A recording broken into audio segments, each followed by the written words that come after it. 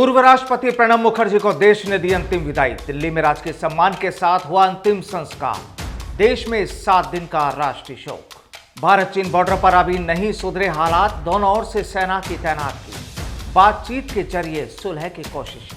प्रणब दा के निधन के बाद कांग्रेस और बीजेपी ने बदले अपने अपने कार्यक्रम। राजस्थान कांग्रेस और बीजेपी ने किया ऐलान, माकन भी लौटे दिल्ली। प्रदेश भाजपा में अंदरूनी खींचतान के बाद शहर अध्यक्ष ने छोड़ी कुर्सी। सुनील कोठारी के बाद अब राघव शर्मा ने संभाला मोर्चा। जल्द हो सकता है नई कार्यकारिणी का ऐलान। और सुशांत मौत मामले में रिया के बाद अब पिता और भाई से पूछताछ। ड्रग्स मामले को लेकर एनसीबी ने किया केस दर्ज, वकील ने नकारे आरोप। नमस्कार, देश प्रदेश की तमाम अहम खबरों के न्यूज बुलेटिन एट 7 PM में मैं हूं आपके साथ प्रदीप आजाद। और आइए विस्तार से नजर डालते हैं उन खबरों पर जो सुर्खियों में रही। पूर्व राष्ट्रपति प्रणब मुखर्जी के सोमवार को निधन के बाद राजस्थान में 7 दिन का राजकीय शोक घोषित किया गया है। वहीं इसी के चलते कांग्रेस और बीजेपी ने अपने कार्यक्रमों में बदलाव किए हैं।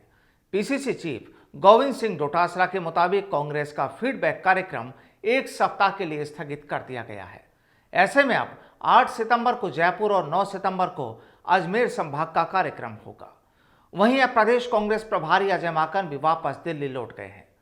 भाजपा ने भी अपने हल्ला बोल अभियान के कार्यक्रमों को स्थगित कर दिया है। भाजपा के 2 और 4 सितंबर को होने वाले कार्यक्रम अब 8 और 10 सितंबर को होंगे।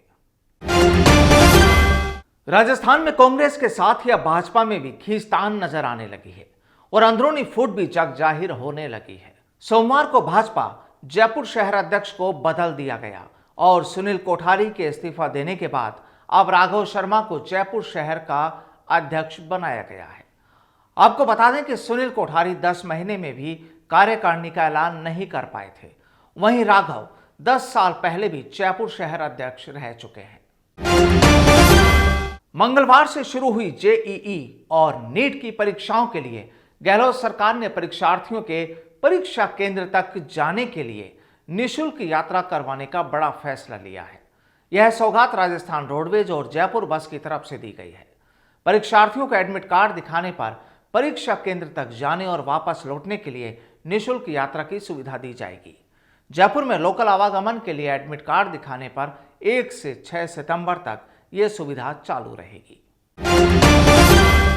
और अब खबर सुजानगढ़ से, जहां देर रात एक दंपति ने सुसाइड कर अपनी जान दे दी। दरअसल इस घटना में पहले पति ने फांसी का फंदा लगा लिया और जब लोग उसे लेकर अस्पताल पहुंचे तो पीछे से पत्नी ने भी जहरीला पदार्थ खाकर आत्महत्या कर ली। इस घटना के बाद महाराष्ट्र के रहने वाले इस दंपति का 2.5 साल का बच्चा अब अकेला रह गया है। फिलहाल पुलिस पूरे मामले की तफ्तीश में जुटी है। राजस्थान में पिछले 3 हफ्तों से मानसून की सक्रियता बरकरार है। प्रदेश के कई हिस्सों में भारी बारिश का दौर जारी है। प्रदेश के कई बड़े बांधों को भी खोल दिया गया है। मंगलवार को प्रदेश के कई इलाकों में हल्के से मध्यम दर्जे की बारिश हुई। वहीं मौसम विभाग की माने तो राजस्थान में अगले 2 दिन तक हल्की बारिश हो सकती है। 3 सितंबर तक राजस्थान में बारिश जारी रहने की संभावना है। इस दौरान राज्य के कुछ इलाकों में मध्यम दर्जे की बारिश हो सकती है। और अब रुक करते हैं देश की दूसरी अहम खबरों पर। पूर्व राष्ट्रपति प्रणब मुखर्जी को आज राजकीय सम्मान के साथ आखिरी विदाई दी गई। राजनीति में आजाद शत्रु रहे प्रणब मुखर्जी के पार्थिव शरीर का आज दिल्ली के लोधी शमशान घाट पर अंतिम संस्कार हुआ। पूर्व राष्ट्रपति करीब 20 दिनों से बीमार थे।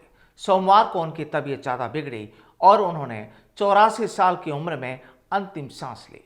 उनके निधन पर केंद्रीय गृह मंत्रालय ने 7 दिनों के राष्ट्रीय शोक की घोषणा की है। भारत चीन बॉर्डर पर हालात लगातार बिगड़ते जा रहे हैं। 29-30 अगस्त को पेंगोंग झील इलाके में हुई घटना के बाद दोनों देशों के बीच बातचीत जारी है और बातचीत से सुलह करने की कोशिशें की जा रही है। वहीं राष्ट्रीय सुरक्षा सलाहकार अजीत डोभाल ने शीर्ष अधिकारियों के साथ हालिया स्थिति पर समीक्षा बैठक की है, लेकिन बॉर्डर पर दोनों ओर से सैन्य मौजूदगी को बढ़ाया गया है। अब भारत और चीन ने अपनी अपनी ओर से टैंकों की तैनाती भी बढ़ा दी है। जम्मू कश्मीर के आतंक प्रभावित इलाके श्रीनगर सेक्टर में पहली बार एक महिला आईपीएस अधिकारी को सीआरपीएफ का आईजी नियुक्त किया गया है। 1996 बैच के तेलंगाना कैडर की आईपीएस अधिकारी चारू सिन्हा अब आतंकियों से लोहा लेंगी। इससे पहले वो बिहार सेक्टर में सीआरपीएफ की आईजी के रूप में काम कर चुकी है और नक्सलियों से निपट चुकी है।